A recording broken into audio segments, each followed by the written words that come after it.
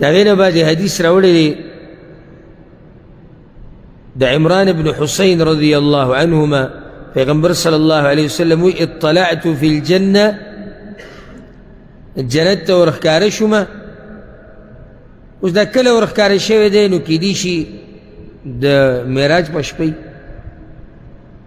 او کی دیشی خوب کی وتا خوی شوی ذکر چی دا پیغمبران خوبم وحید و حق دی نو جنت ورخکارشم فرأيت أكثر أهلها الفقراء نو أكثر جنتيان وغريبانان وليدو واطلعت في النار أو جهنمت ورخكارشما فرأيت أكثر أهلها النساء نو أكثر جهنم كيدين أغزنانتي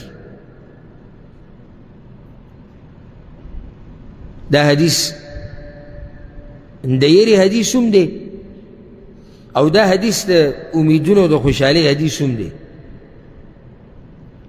وی جنت کے غریبانان دیر دی دا مالدارانون دا حدیثون نا ثابت ہے چی جنتیان اکثر با غریبانانی او یا که مالداران جنت ترازیم نو دا غریبانان بتی مخکیزی 100 کالا 1500 کالا ذکر چالتا دا غوی حساب دا مالدارانو دیر دی او دا حدیث را روان دی او دا حدیث مو بیا بتزی پورا وضاحتو که دا دویم حدیث دا اسامه رضی اللہ عنہ پیغمبر صلی اللہ علیہ وسلم وی قمت على باب الجنة دا جنت پا دروازه باندی ودری دما فکان عامة من دخلها المساکین نو عام خلق چی جنت تورنوتو عام مطلب یعنی دیر اغدا غریبانان مسکینان خلقو واصحاب الجد محبوسون او مالدار چی دی نو آغا لیٹ کڑیشوی دی ولی حساب کتاب در حسانی چی مالدار جنت تنیشت دی و حساب دیر دی غیر ان اصحاب النار قد امر بهم الى النار هر چی وور والدین آغوی وور طربتا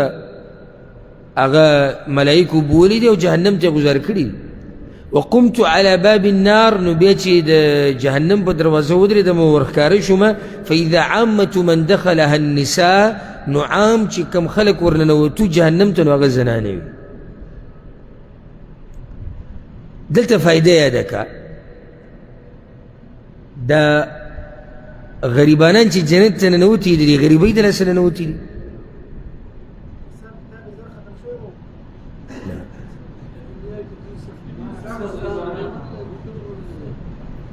داي جواب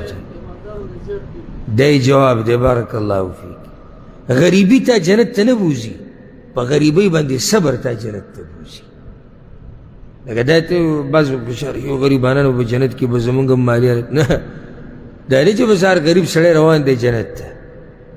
آغا غریب چی پا غریبی صبر کرے آغا غم زپلے چی پا غمونو صبر کرے آغا غم وحلے چی پا غمونو پا دردونو پا تکلیفونو صبر کرے آغا جنت تزی هر یو نده روان دیسو خو پا دی کافرانو کم غریبانان شتی کنیشتی بکی او پا دی امت کی چرا کم بیدین دی پا دو که غریبانان نشتی پا بیدینو که غریبانان نشتی که نشتی نو پا جہنم کی با غریبانانی که نبایی رو رستا سا مسئلہ دا که بیانو رکینو که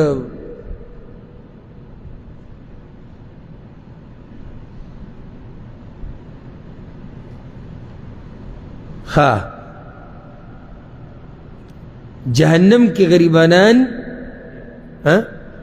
شتی خو جنت کے غریبانان دیر دی وجه داگی دادا چی دی مؤمنانو پا غربت بانی صبر کرده نو دویم وجه دادا چی دی کافرانو پا مقابله کی و دا مجرمانو پا مقابله کی پا دی دیندارو خلقو بانی سختی لیری او ذکر حدیث کی رازی چی اللہ جنت پٹ کڑے دے پا سختو کی او جہنمی پٹ کڑے دے پا عیش و عشرت کی اکثر خلق چی جنت کی بئی داغا غمونو دردونو تکلیفونو غریبی و فقر والے چی او دا بعد جاہلان پختانہ غریبی تکنزلی کی تقدیر خبرې ته ولې کنځلې کړي؟ دا خو الله ستا په نصیب کې لیکلي او بله تا ته څه پته ده کیدای شي د مالدارۍ د لاسه ته د الله د دین نه واوړې، نو الله ته پته دی چا سره څه مناسب دی هغه یې وله ورکړي. بله دا چې تا ته څه پته ده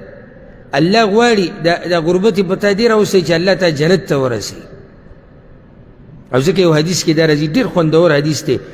پیغمبر صلی الله علیه وسلم وایي الله یو مؤمن له یو درجه ورکړي په جنت کې، خو د دې سړي اعمال دومره نه چې دغه درجې ته ورسي، نو یې الله پې سختې راولي نو هغه درجې ته یې ورسوي. کله الله سختې د دې لاسه هم راولي چې تا ورسوي څه ته؟ د جنت هغه اوچتو درجو ته. بله مسله، زنانه ولې جهنم کې ډېرې دي؟ نو د دې یو څو وجې حدیثونو نه واضحه دي. یوه، پیغمبر صلی الله علیه وسلم یو پیر په خطبه کې دا خبره وکړه، نو یو زنانه راپاڅېده ویې رسول الله ولې زنانه جهنم کې ډېرې دي؟ پیغمبر صلی الله علیه وسلم ورته ویې یکفرن العشیر. یو وجه دا ذکر کړه چې دوی د خاوند احسان نه مني، نو دویمه دا چې دوی خیرې ډېرې کوي. سبحان الله، یعنی دا د ښځو هغه صفت دی چې په اکثرو ښځو کې، ټولو کې نه په اکثرو کې دی. او بیا زموږ د پښتنو د ښځو تپوس مه کوه، دا خیره د هغې په دې ځي پرته. او ځکه بل ورځ مې د دې سلفو د وخت یو عالم سیرت کتو، نوم یې زما د ذهن نه ووتو دا ټیم، خو هغه دا خبره کوله وي یو خپه د هغه نه وه، دغه عالم چې په سلفو کې تېر شوی دا خپه یو نه وه. نو چا دې تپوس کړی دی چې لکه ستاسو دا یو خپه دا څنګه؟ وایي دا زما مور په وړوکوالي کې ما ته ویلي وي الله یې دا خپه ماته کړه، سورانې مې کوو د هغې د لاسه خپه زما بیا خرابه شو نو هغه رانه پرې کړې. بچو ته خیرې مه کوو. او د هغې په ضد د دې عربو دا زنانه دوی کې زما دا صفت ډېر خوښ دی چې سمې غوسه شي که نه سمې، وایي الله دې تا ته هدایت وکړي. نو زموږ پښتانه څه وایي؟ لکه اوس بار یو ماشوم لګیا عربۍ ورانې کوي، خو زه خو سپینې سپینې خبرې کومه، کله چا خوښې یو ډېره ښه ده او که چا نه خوښه نو هم ډېره ښه ده. لکه اوس یو عربۍ ماشوم به وینو ورانې به کوي، د ده به ورته دا وینه خوټ کېږي او د ځکه چې زموږ سره خو یو حل دی، زموږ حل څه دی؟ اوچتې که دې ځمکې دی رواجوي د پته ولې. پلار یې راغی، پلار یې چې راغی پلار هم سم غوسه دی، ځکه چې څوک دا نه غواړي چې زما بچی دې ورانې کوي. چې راغی د مټ نه ونیو بوی تو الله یهدیک، الله تعالی هدایت درکړي. زموږ هغه دا وی الله تعالی هدایت درکړي. ته نه پوه هغه دی، ته نه پوه په اصل کې هغه پوه دی چې الله وله هدایت ورکړو، خبره ختمه شو. ستا دې وهلو ټکولو، ستا دې خیرو، مور وله دومره وکنځي، دومره ورانې ماشوم کړی دی، کنځي وله مور، ستا هغه مور داسې کوم او ستا دا څښه خبرې، دا سپکه خوله، دا کنځلې، ماشوم ته مور رایادول، بیا د مور په باره کې غلط نامناسب الفاظ، او ستا هغه خاندان داسې کوم او ستا هغه خوله داسې کوم. مونږ ته معلوم وي دا پښتانه کوي که نه یې کوي؟ بیا راشي یاره دوا کوه مولوي صاحب چې الله یې نیک عمله لوی کړي، دی به ډېر ښه نیک عمله لوی شي. په والو خو دې د سرمن وویسته دی به نیک عمله لوی شي. اوس د والو نه یېرېږي، راته پته لري چې پلار مې اودس وکړه راکوي او زه ورسره عادت یم. خیرې دې ورته دومره کړي دي چې غریب دې تباه و برباد کړی دی. حدیث کې راځي چې د مور پلار دعا نه رد کېږي، لکه د دې په ځای ته لاس اوچت کړی وای چې یا الله زما دې بچي له هدایت ورکړي. الله دې وایي د ملا تیر مات که، یعنې د بس خیرې داسې چې یعنې زه دا اوس هسې ویم که نه زما په دې جسم باندې دا ګناه ځګ شي. لکه دا څنګه پلار دی چې بچي ته وایي الله دې د ملا تیر مات که، دا کومه مور دی چې بچي ته وایي الله دې په بوجۍ کې راوړی که واپس. او دا زموږ د کلي سره خوا کې یو کلی ده، د هغې واقعه ده، ښه یقیني واقعه، چې دا هلک ځوان هلک د کور نه وتو د مور سره څه خبرې وبرې به یې کړي وي، هغې ورته ویي الله دې ټوکړي ټوکړي راوړې کوي چې ته دا تنګول کې او دا خبره دي هغه وتې अब ट्रैक्टर चलो न पदे खोड़ लपासा उड़ के उनके पुल ले दे पिला ट्रैक्टर तेरो से गाड़ी रागले सी चल शे दन ट्रैक्टर आगे दे खोड़ लका तो ले दे ये पुल ना खोड़ तो ले दे का तो ले दे लपासे पे ट्रैक्टर रागले तो मोर ले परिश्ते अब बोझे के रावड़ा हो गया खल को राटूल को बे राव आ ट्रैक्टर खोड़ी रोज़िन नु दे मख के चले बे ट्रैक्टर रागले चाहे पे रागले आगे चकावले नु बे खल को राटूल कड़े दे कपड़े के चोले बोझी के कोरते वड़े نو دا زما د خپلو خویندو ته میندو ته ټولو ته د زړه د کومې نه دا نصیحت ته او تاسو هم دا نصیحت کور کې او زنانو ته ټولو ته بیان کوي چې د خیرونو ځان لرې ساتي او دا مسله صرف د زنانو نه ده خو زنانې ډېرې کوي نارینه دپاره هم ولې جایز دي نه او الله قرآن کې هم دې نه منع کړی چې خیرې مه کوئ داسې وخت به چې الله به یې قبوله کړي او حدیث کې راځي پیغمبر صلی الله علیه وسلم وی مخبل بچی ته خیرې کوه مخبل مال ته خیرې کوه مخبل خپل بچی ته خیرې مه کوه خپل مال ته خیرې مه کوه خپل خادم ته او نوکر ته خیرې مه کوه داسې نه چې ته داسې وخت کې ته خیرې وکړي چې الله یې قبول کړي نو بیا به پښیمانه یې پیغمبر صلی الله علیه وسلم وی نو زنانو کې یو دا بیماري ده دویمه بیماري زنانو کې پیغمبر صلی الله علیه وسلم وی لو احسنت الى احداهن الدهر که پورا زمانه دی وسره خو کړو کنه ثم رأت منك شيئا به معمولی سولیدو معمولی سه نو دا ورته وایي تاسو کړي دي هر څه ورله پسې لوکي زه پرون نابروز د ماسپښین کې مې سکار واړه را سره مو ګاډي کې ناست وم نو اشاره کې ودرېدم سمه ګرمي وه یو پښتن زموږ ورور هغه اوبه خرڅولې او دا خولې پیسې مې راماتې ما دې کور والا ورته وایي ما یې هسې چې ده ته ښځه ووایي چې تا څه کړي زما لپاره څه مو خیال دی یعنې د دې ژوند ته وګوره دې سختي ته وګوره دا خولې پې ماتې وي یعنې ډېر ګران ژوند دی او چې ده ته بیا ښځه ووایي او بیا دا پرېږده چې دغه بچي را لوی شي او ده ته وایي چې پلار تا زموږ دپاره څه کړي ته به هارټ اټیک نه لګي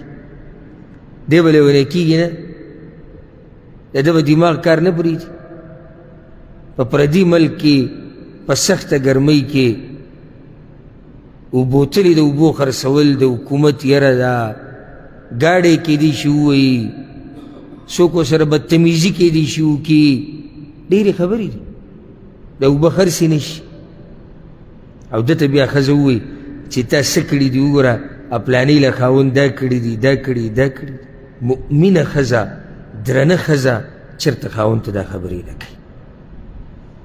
او بله ده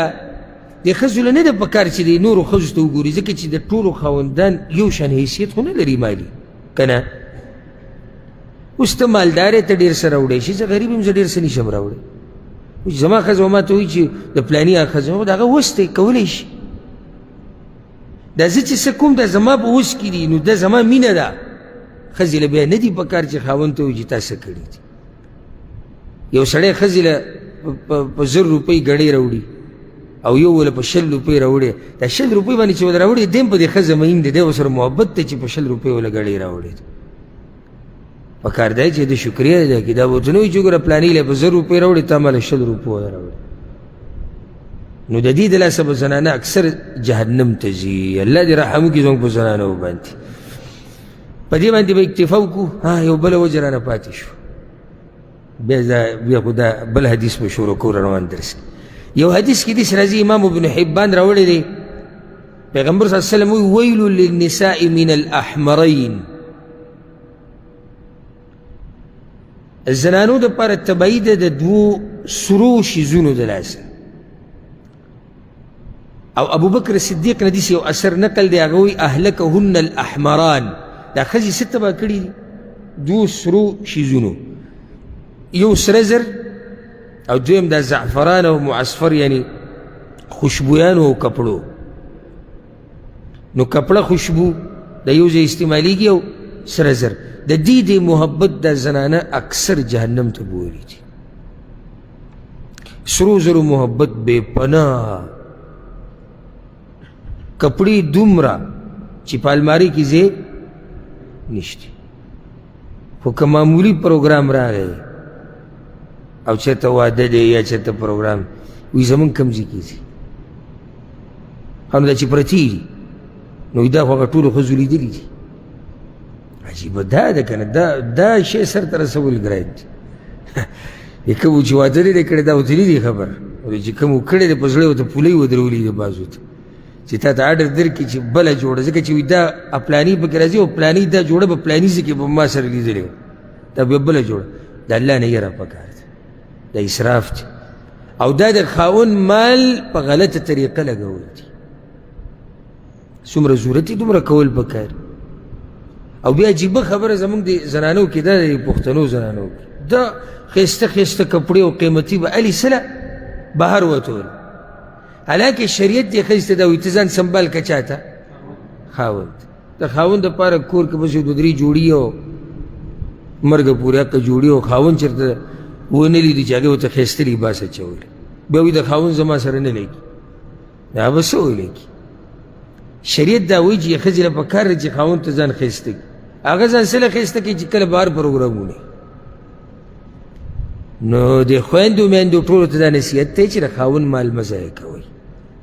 سرو سره محبت، کپړو سره محبت دا طبیعي محبت دی د زنانو، خو د شریعت په حدودو کې دننه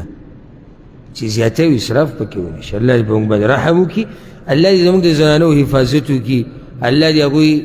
د فحاشۍ او د بې پردګۍ نه وساتي. رب العالمین دې زمونږ زنانو له، زمونږ میندو خویندو زمونږ لوڼو له توفیق ورکړي چې د پیغمبر صلی الله علیه وسلم د بیبیانو په نقش قدم روانې شي